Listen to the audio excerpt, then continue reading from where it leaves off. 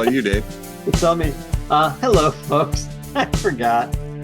And welcome to the show. I'm Dave. That's Scott. And we are going to review Bedknobs and Broomsticks, 1971, starring Angela Lansbury as the titular character of Miss Price. You have David Tomlinson as Emilius. Roddy McDowell. I always forget Roddy McDowell's in this movie as the preacher, or Mr. Jelk. Sam Jaffe as the bookman. John Erickson as Colonel Heller. There's a few other people in here, but I want to know if you noticed. Well, let me get the kids' names out. Cindy O'Callahan was Carrie. Roy Snart was Paul. Ian Wighill was Charlie. Oh, Charlie, what a shit. He was a little shit. He was. But did you notice this guy in another Disney movie? Reginald Owen as General Tiegler. I did not catch. Reginald Owen again is Scrooge. Oh, damn. No. 32 version of Scrooge. And it's funny. You can't remember names. I can't remember faces. Right? But him and Tomlinson were in the same movie that we just watched. Yes. Which was, Mary you were just talking about it, Mary Poppins. Yeah, Mary Poppins. So let me get this out of the way real quick. David Tomlinson was a joy to watch in this. Just especially after coming off of Mary Poppins, where he's just this curmudgeon until the end. Yeah. He's got a different arc in here, so we will definitely discuss that. And it became one of my favorite bits of the movie is his journey in this, and actually all of them. All of a good journey, dude. I had never watched anything with Angela Lansbury until we did Mrs. Claus a while back. Really?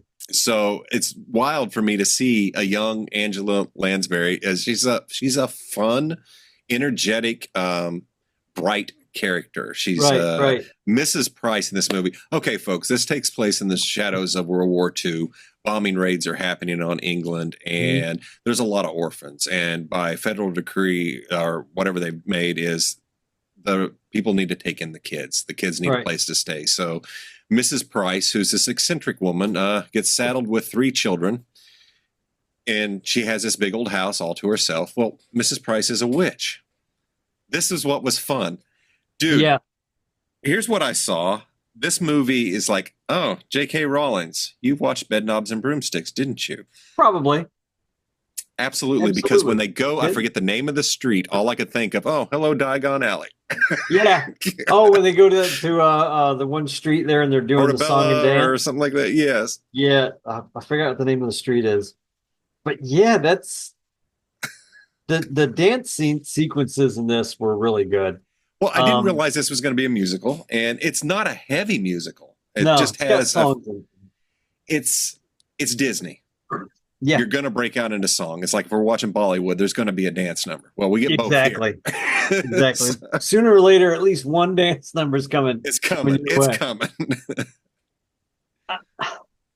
Speaking of Angela Lansbury being young,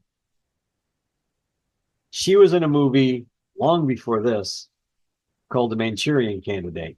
We'll have to watch it because you will see a completely different side of Angela Lansbury. She's not Mrs. Claus. She's not Mrs. Price. She's definitely not the lady from Murder, She Wrote. She's diabolical. Oh, cool. I would love to see it. I mean, the minute she walks in, you see it on her face, and you're like, damn, this lady emotes. Well, she's a great actor in that movie. She's really good. But this movie, I simply love her in. What's not to? She's learning to be a witch. It's so cute. It's, for lack of a better word, it's cute. Yes. Yeah. So it's very cute. So she's got a correspondence course that she's taking for this university, and of course it gets closed down before she learns the final spell. Dude, this woman had no right or no reason to be a witch because she was buying correspondence from a con man who just made stuff up, but for her, it worked. This is about the power of belief and imagination, and it's wonderful. Not all of it. He actually had a book on magic. No, he had a book, but he said he changed the words around. But then he changed the words around and added some rhythm to it. But which was the right thing to do. But it worked. But we find out it worked, and later on, because of his approach to it, they were able to thwart the Nazi invasion of her home. Oh God, that was so hysterical. Yeah. And that's exactly why it worked, because of the rhythm, the way he put it together. It's like, hey, you got to add some pizzazz to it. She had said, okay, so this is what's funny. This is a witch with no memory. She couldn't remember the spells. She had to write every spell. It's only 4 words per spell, and she couldn't even. She go get me my notes on everything. So it was like Mr. Magoo without his glasses. The one little boy, Paul. Was that his name? Paul was the youngest, and then Charlie was the oldest one. Ian Wighill. Charlie. And he was a little shyster. Like, you could see, you knew this family, these 3 kids came from the streets. Their parents, these kids were street kids. They were especially oldest, knew how to shyster people. Charlie wasn't stupid, and you see that really early on. He takes advantage of the situation. And I love the kids are all going to leave. They're at the house. They decide they're going to leave. They got to run back to London. In the same time, she's learning a new spell, and it's how to fly on her broom.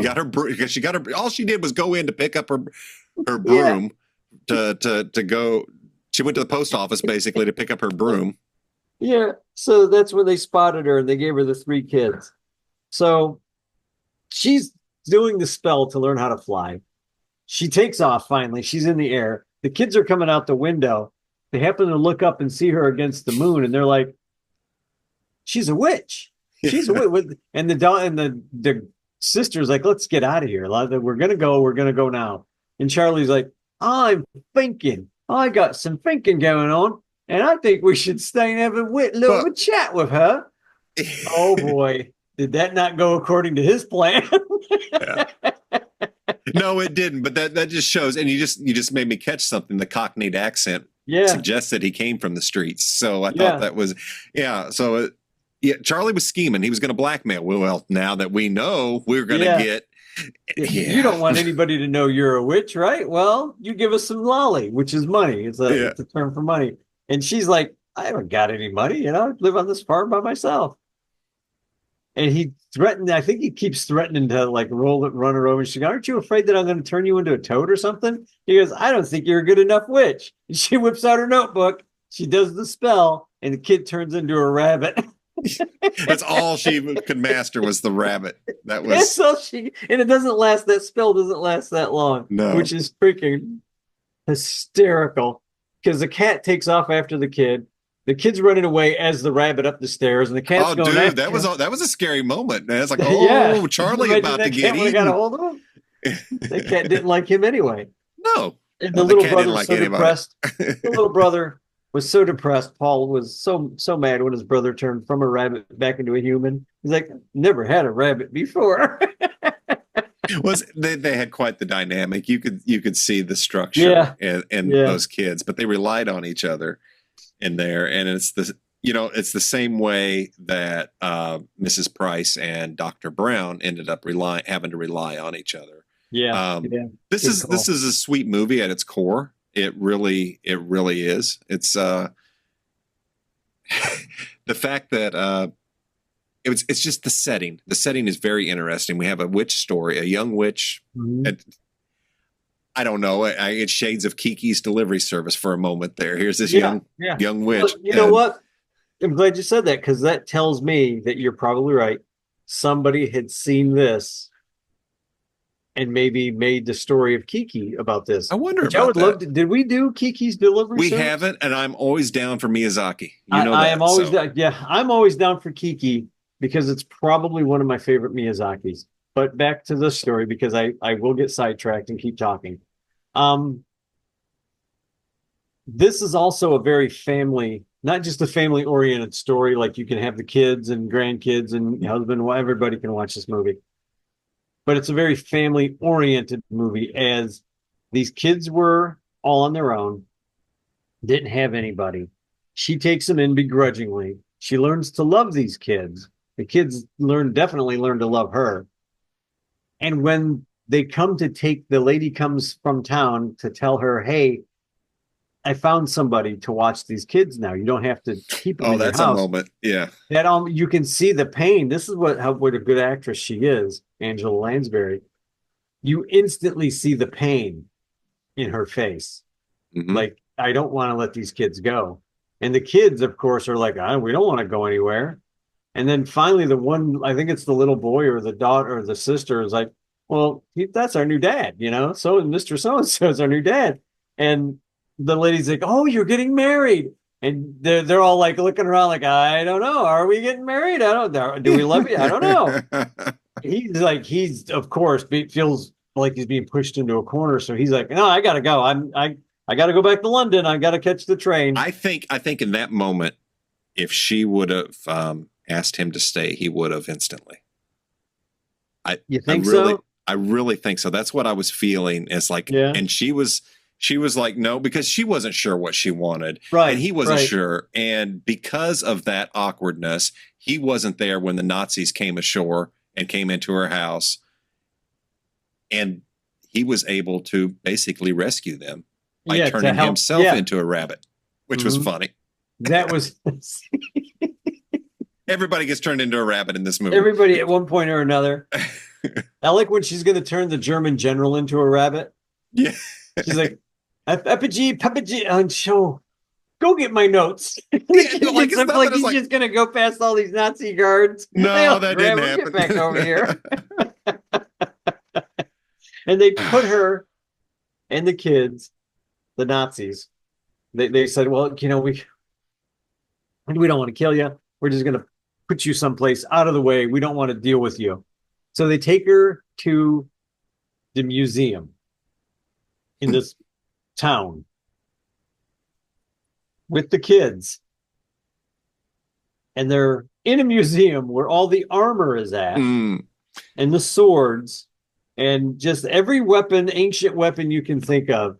Now, the whole point of the spell that she was initially looking for was to animate objects and inanimate objects. And so they could fight against the Nazis. Well, this was a perfect spot to have put the one woman that museum, that you don't want to have the spell that she's in the middle of learning. Learn her spell. Yeah. And when she does learn it, all you hear is all stuff like moving around. There's a Nazi guard outside. And he hears stuff moving around inside. He's like, what the heck? And he opens up the door and you just see this big armored fist come out and knock him out. It just punches him right in the face. And it's the armor, the battle armor. It's great. It's great. She animates the entire freaking museum, man. Not just the museum. I think that spell went all over the countryside. And I think all the old armor, I just assumed that all the old armor from all these old castles and stuff were just coming to meet on that hill. I mean, it was a sea. Yeah. Thousands upon thousands of soldiers she brought to life. Their armor. So she created a spirit army, basically. Not spirit, but just a wow. It was impressive. But what I love about this, of course, that's what scared the Nazis off. And they left after seeing that. But the old town guard or whatever, all these old veterans that got together, it's so comical. These guys are so into it, but they fired off their shots. That'll show them, boys. We chased them off. And meanwhile, the Nazis are already running back to their submarines. They're already running because of the thousands upon thousands of empty suits of armor. And that's what I wonder is like the next day, whenever people were walking around alongside the beach, they're like, where did all this armor come from? Why are there bullet holes in all this old ancient armor? Yeah. What the heck were the Nazis doing? Well, that's a whole nother podcast. Well, we know what the Nazis were trying to do there. So, but it's funny because when you do see the miles of armor and all in that painting, it's all matte painting. Yeah. And then some of the most beautiful shots are the very early on when she's taking her, I think it's the general is taking a car, the British general is taking a car into town. That's and a they do funny opening full scene, back dude. shot. That whole thing is all painted, and the car is just driving up and around like through the painting. And you have to look really, really Dude, I close didn't as to catch where that. the painting is at. I did not catch that. Oh, That's one of the things. This whole set was beautiful. Every bit of this was beautiful. God, the matte paintings in this were gorgeous. I mean, just nobody did matte paintings, I think, like Disney. And Honestly, speaking they of, just better than CGI. They still hold up. And the only well, they reason do. I know that they were is because I know what to look for. And I know I've read so many books about Disney, and they talk about matte paintings throughout, like some of the books I've read, and where they used them and how many they used and how hard it is to get the camera just right. Oh And that man, camera's got to be in the perfect spot, and that plate's got to be directly in front of the camera. It's beautiful. Just get a chance, go back and look at some of them, and you'll know, like, as you're looking, what to look for. it's really amazing to me, the effect that pulls off. And it's like Yeah. you said, yeah, you may watch a movie and see that there's a matte painting in it, but to me, it doesn't pull away as much as bad CGI. And the thing is, what we consider bad CGI now was great CGI 20 years ago. Right, And right. our eyes were amazed, but it never holds up. It just constantly keeps dropping. There's very, very few CGI effects that, I mean, Star Wars is still pretty damn impressive for what they pulled off in the 70s. But there's a lot of practical effects mixed in. But Star Wars, for the most part, was practical. That's true. Effects. That's true. They did rotoscoping for the. I guess that's right. That's what I actually meant, because that's something that old, using that still holds up better than watching some of the stuff from the prequels. Exactly. So, but like I said, the only reason I knew is because I knew where to look. Yeah. And had I not, and I've seen this movie, I don't know how many times. So somewhere along the last few years, I've read something about the matte paintings. So I knew what to look for. And when I seen it, I'm like, I'm not looking for it, and I wouldn't see it. I am specifically looking for it, and it was hard for me to tell where it was at in the camera. There's like one or two spots that I was like, okay, I think I know that is, but I'm not sure whether this stuff here is a matte or not. And they do these matte paintings throughout the entire movie, and they're gorgeous. They are absolutely gorgeous. And you're not looking for them. You're not looking at them. So you don't see them. I specifically, because we do this, look for these things, because I love them. They were so well done. When I saw them, it's like, oh, that's nice. Yeah. And my eyes did not stay on it. Whereas, like, if something was bad, it's like, you can't take your eyes away from it. And that's that's why these work. They trick you. They're so well done, so well placed. If it was CGI, if it was AI, whatever the one you want to call it now, it would have stuck out like a sore thumb. It does. It would have stuck out like a sore thumb. And these guys knew how to paint, man. And when they put the lighting in the paintings, you can't tell you match the lighting with the painting, and you're good. You're never going to notice if you're not looking for it. Exactly. And even then, it was hard for me. And that's not the only thing that Disney does so well. The animation is beautiful in this movie. When they're underwater, every time the soccer game. That's what I really remember as a kid. I remember that as a kid. Yeah. Especially the elephant goalie blowing the ball back and forth. It's like, oh my God, that brought back all those memories. It's like, I remember watching this scene. I remember getting excited.